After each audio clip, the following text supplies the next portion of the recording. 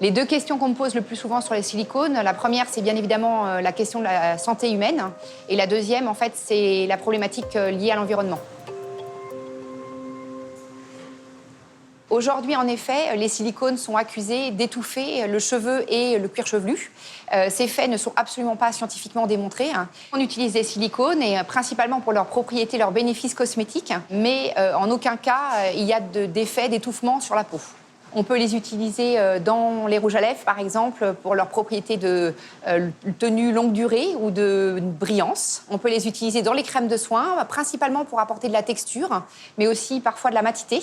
Et on peut les utiliser dans les produits capillaires. Donc, si on prend l'exemple des cheveux, en fait, le cheveu est constitué d'écailles qui, progressivement, au cours du temps, avec le soleil, avec les traitements de brossage, vont s'ouvrir et s'user. Les silicones sont utilisés pour apporter, en fait, un gainage sur le cheveu et en fait lisser la fibre de la racine à la pointe.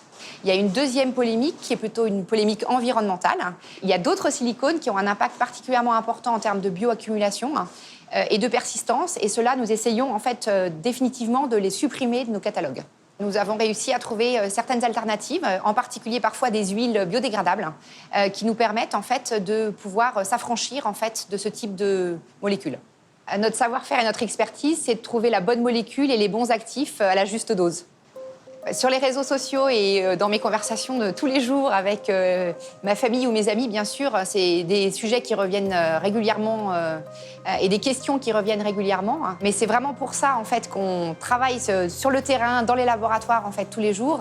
Et je suis très optimiste sur le fait qu'à terme, nous arriverons à trouver des solutions qui soient parfaitement respectueuses de l'environnement.